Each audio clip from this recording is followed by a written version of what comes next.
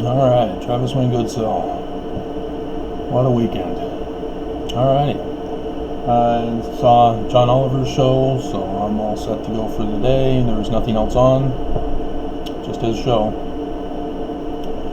So I'm all set and ready to go. Black Lives Matter was, for Utah, was on ABC4 News Utah, as they called him, the leader of Black Lives Matter for Utah. And he condemned using the incorrect definition of violence. Violence is not destruction. Violence is when a human life is jeopardized. And people are purposely neglecting that definitional difference and distinction during the weekend's riots. And so the Black Lives Matter representative for Utah made a huge mistake on that regard. He blamed the rioters for doing contrary to Black Lives Matter's policies and processes. He also does not fully understand the threat to Black lives, as well as to all those who are victims of corrupt police, corrupt government, corrupt religion, corrupt business, corruption. He did, however, get it correct that the police, as they claim they're trying to de-escalate, according to their training, are not de-escalating. And he himself talked about Davis County experience that he personally had with the abuse that went on there towards him. And I myself am a victim of government, religious, police. And I only have the one black ancestor lineage in my genealogy to claim any kind of marker for DNA,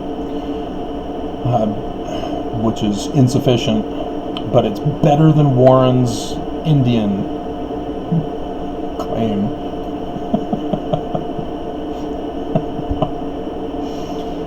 By one or two generations, I think. But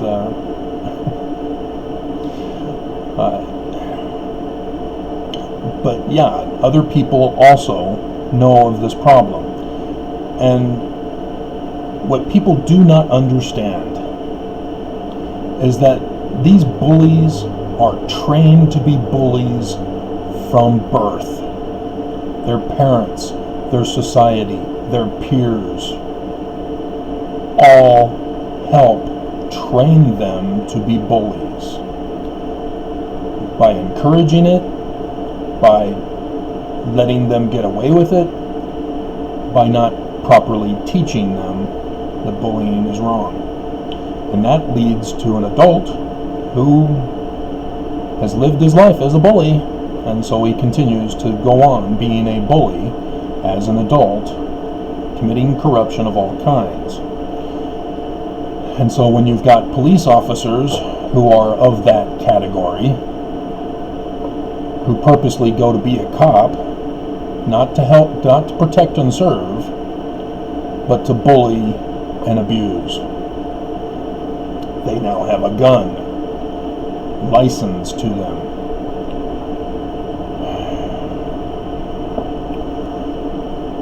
And what the Black Lives Matter does not comprehend is this kind of upbringing. They can't be reasoned with. You can't protest and make change with this kind of mentality. They do not listen, they do not care, they will shoot you as a terrorist for protesting. I filed a lawsuit in 2008, and they turned it around and had me arrested as a terrorist threat. But they didn't take it to court because they had no case. They purposely shammed the case. It was a fraudulent case. But they use the system, their bullying pulpit, to turn it around and have me disappeared for 6 years of my life. No amount of protesting will stop that. They do not respond unless you threaten them back. Protect LDS Children escalated with the signatures presented to the first presidency of the church, demanding change. And so the church complied. This is how the church makes changes. Because you have Oaks, for example, who gets up and says, we're not making changes, this is God's law. God's law will never change. Until enough pressure is put on them and all of a sudden they've changed.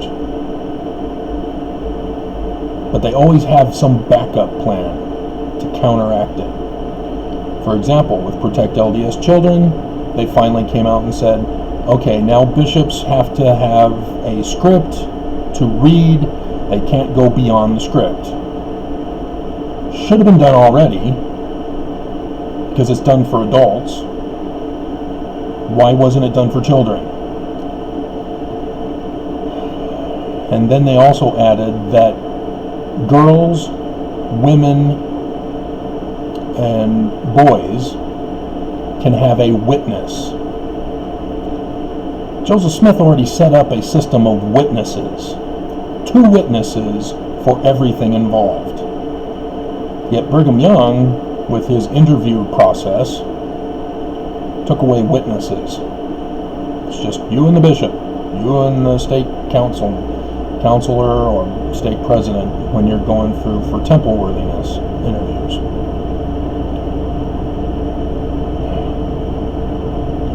But notice which category of person was left out. Men. Men still are not allowed to have a witness. What also exposed them, which caused Protect LDS Children to be created, was that recordings were made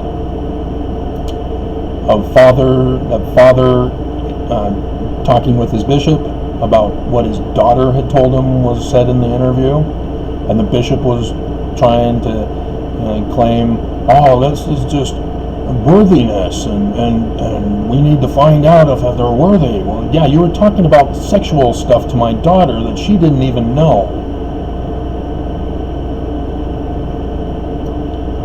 You know, the church does not want recordings. They do not want witnesses. And so, yes, they made a form thing that the bishop has to read from, and they can have a witness to make sure that he reads from it. Except for men. This is the kind of bullying that doesn't respond until you threaten them.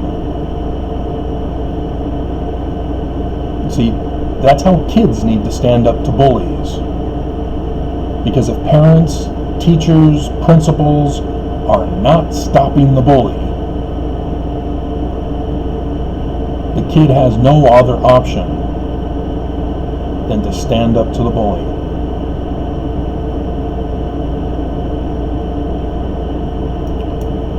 And then, sadly in our society, the bully's parents go after the victim. He hurt my boy! Yeah, do you know why? That's where we get school shootings from. It's from kids who get bullied and they say, enough is enough, I'm not going to tolerate this anymore. Oh, my dad has a gun.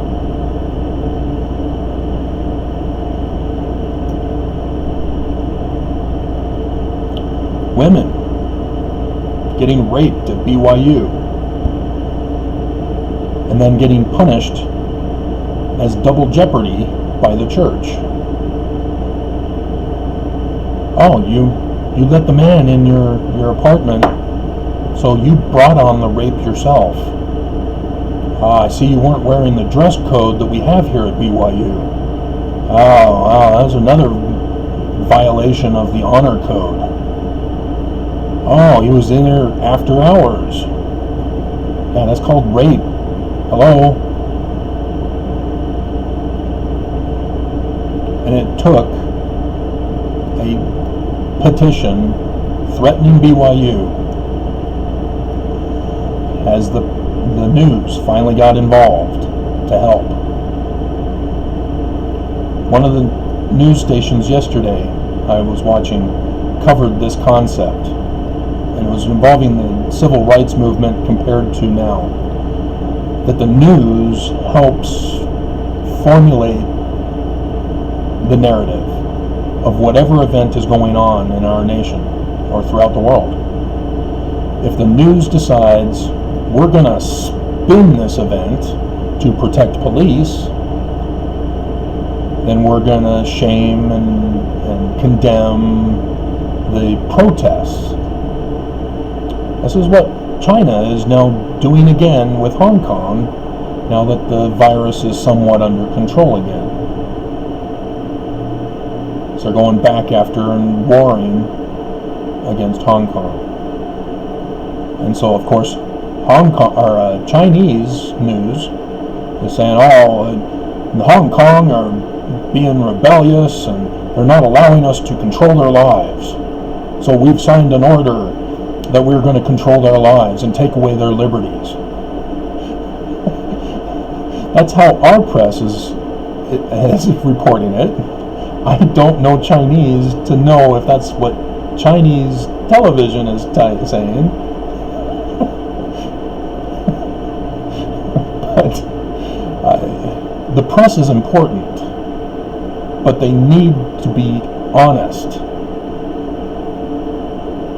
They need to report the news.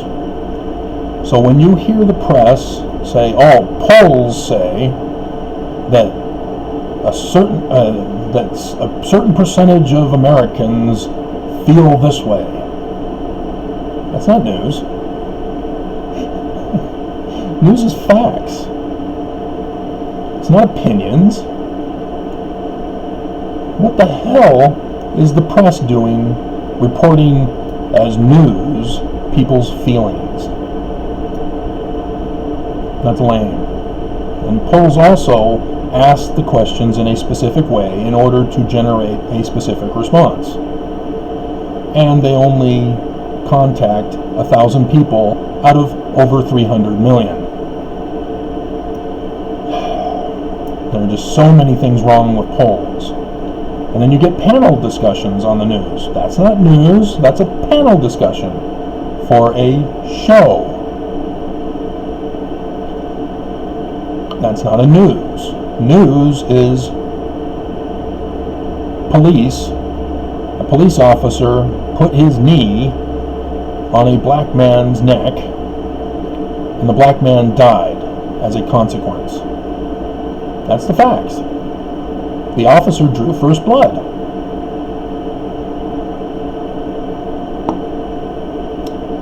And then it's a fact that nobody was going to prosecute him.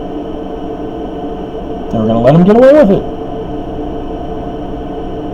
It took rioting to finally get them to change, because that's how bullies operate. You've got to threaten them financially. You've got to humiliate them nationwide before they say, okay, fine, we'll do this token change. Does that satisfy you now? And you need to say, no, that's not enough. Third-degree murder is not what we're looking for here. He's a police officer. He needs to be held to a higher standard. This needs to stop.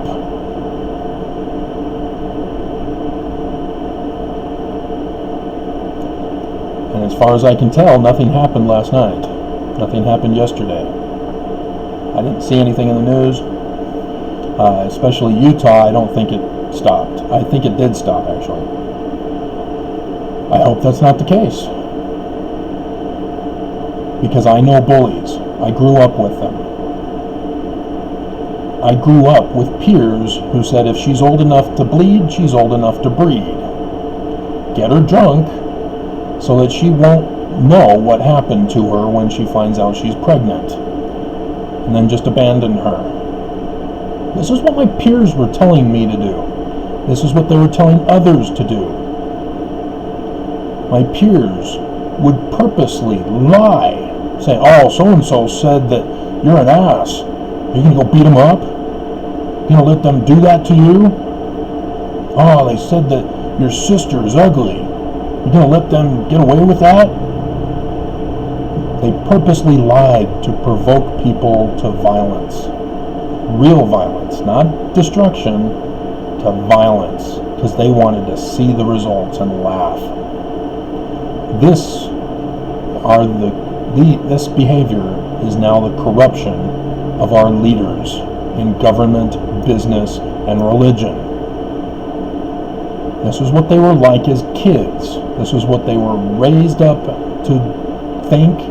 This is what they were trained.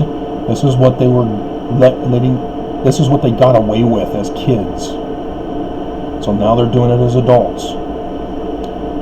For gays, my peers came up with the idea, hey, why don't we put them all on a plane, dump them over a deserted island in the Pacific, and then use that island as a nuclear test site. This was my peers. They were bullies. As I was in junior high and in Placentia, it was at Tuffrey Junior High, I was told of the hazing rituals for newcomers into the high school.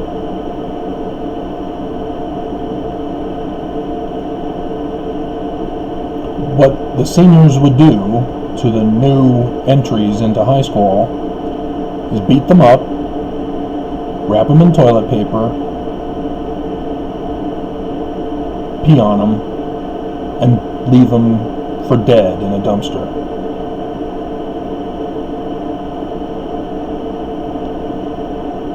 So yes, I was greatly relieved when my parents moved after that year at school.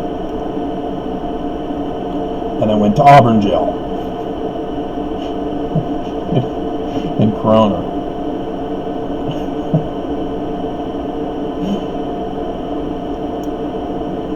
Where again, I still witnessed the same abuses towards other people.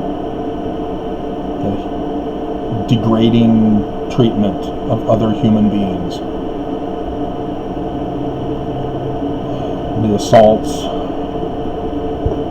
the threats, the violence. One of the kids at Auburn jail had gotten a bad grade that he didn't want. He didn't get an A on one of his science papers. So he broke into the science lab one night and blew it up. Yeah, he was put into juvie. I don't know if he was charged as an adult. All I know is he got arrested. But they had to redo the whole science building, the whole science lab room.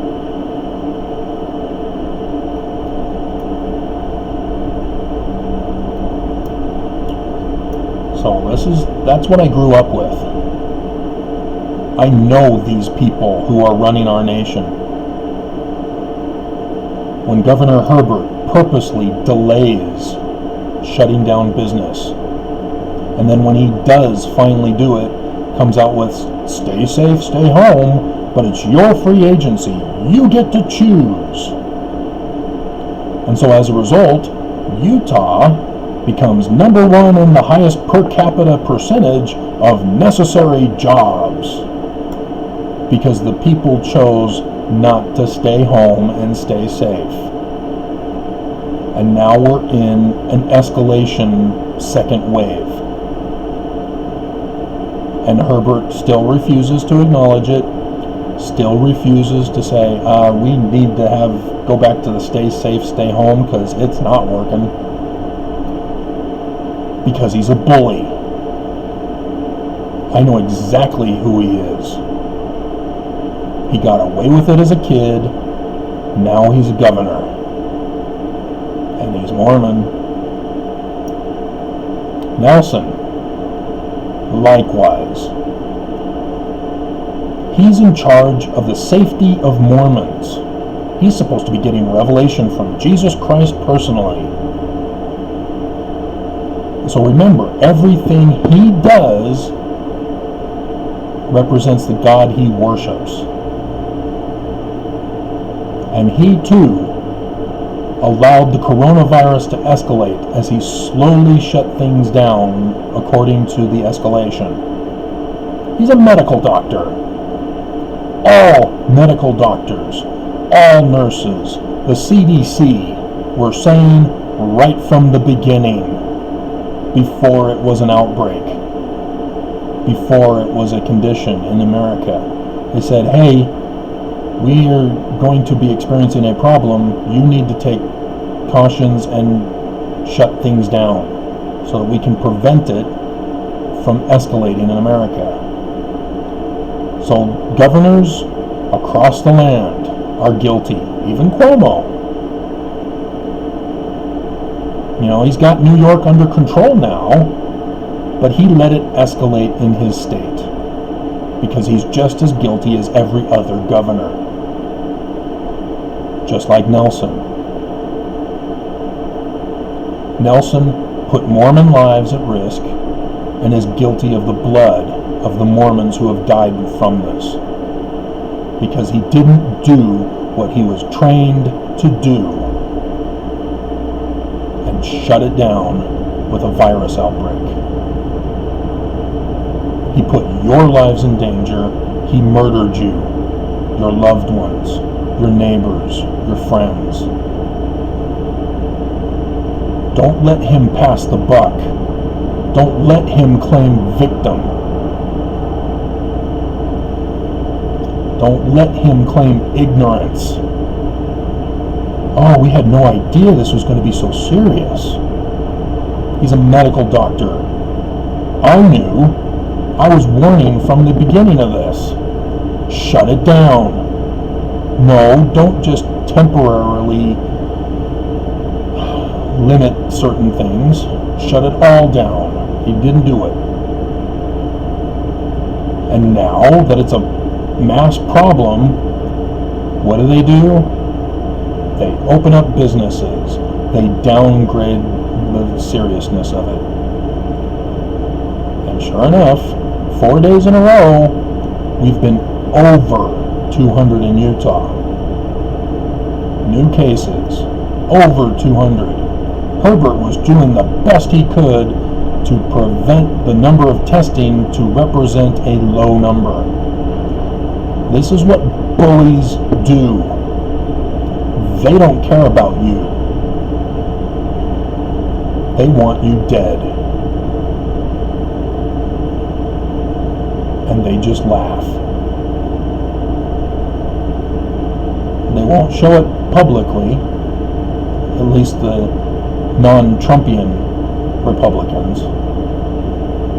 But this is the same mentality as the police officer who had his knee cutting off the air to the black man who was executed on nationwide TV.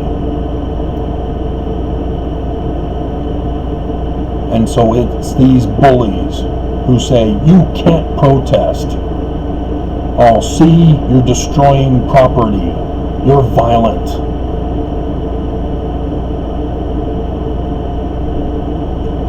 It is the government, it is the police who are violent as they cause poverty, as they cause deaths.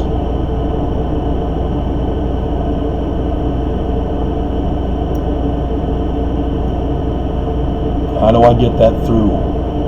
Because the Black Lives Matter leader of Utah, he doesn't fully get it.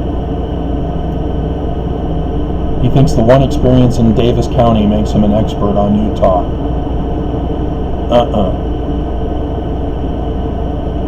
I grew up with this. From the horses' mouths. I know their thoughts. I know their plans. It is evil. They don't care about your life. And the only thing that stops them is punishment. Whether it's legal, whether it's destruction of their lives, taking away their property, taking away their liberty, taking away their life. They will not stop. They will not comply or conform. They demand it of you. And they're in the seat of power, and you're not. That's all there is to it. They will never admit wrong. They will never confess to being wrong.